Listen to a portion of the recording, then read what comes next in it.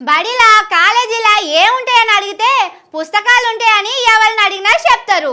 చదువుకునే పిల్లగాళ్ళు ఉంటారు కాబట్టి పుస్తకాలే ఉంటాయని అందరికీ ఎరికే.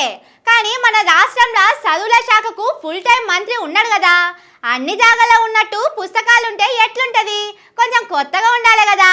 ఆ కొత్తదనం ఎట్లున్నదో మనం కూడా చూడాలి కదా. నువ్వు చెప్పక్క ఏమైంది? అసలు మమ్మల్ని ఎట్లా కొడతారు? సొసైటీలో అసలు కొట్టే రూలే లేదు. అసలు 5th క్లాస్ నుంచే కొట్టారు. మేము డిగ్రీ స్టూడెంట్స్ సార్. ఆల్రెడీ మాకు ఆ స్టేజ్ అయిపోయింది. మేము అందరం మేజర్స్. అందరికి ఓటాకు ఉంది. ఆమె అట్లా ఎట్లా కొడతారు సార్? ఇంకోటి మళ్ళీ మా పేరెంట్స్ కూడా రెస్పెక్ట్ అనేది అసలు ఇయ్యదు.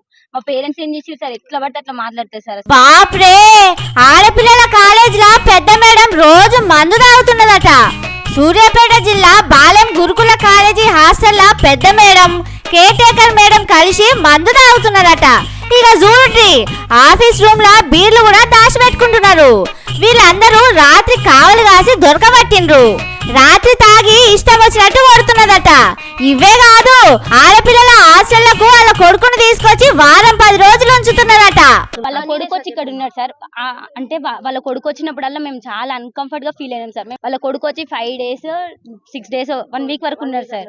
ఇవన్నీ చూసి యాస్టకొచ్చి పెద్ద మేడాన్ని తీయాలని ఇట్లా రోడ్ల మీద కూర్చున్నారు. కానీ ఎంత భయంతో పని చేస్తున్నారు ఆఫీసర్లు. కాలేజీలోనే తాగుడు, మగ పొలగాళ్ళను తీసుకొచ్చి వెట్టుడు, ఏమన్నా పెయ్యిల భయమున్న కథలేనా చెప్పుండ్రి. ఇక ఇక్కడ ఇట్లుంటే చెర్యాల కాడ గురుకుల హాస్టల్లో 10వ తరగతోళ్లను 11వ తరగతోళ్ళు కొట్టిండ్రట.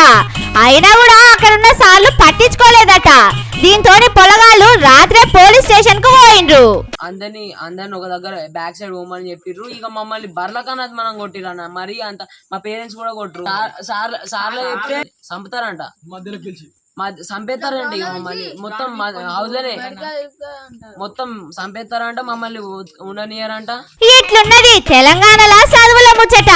బీర్లు దాగి పొలగాళ్ళు జీవితాలు పాడి వేసుకోవద్దని మేము పుస్తకాలు చేతిలో పెడితే ఇవాళ కాంగ్రెస్ వాళ్ళ పాలనలా అదే బడుల్లా మందు దాగే కాడికొచ్చిందని ఆర్ఎస్ ప్రవీణ్ కుమార్ సారు మస్తు బాధపడ్డాడు.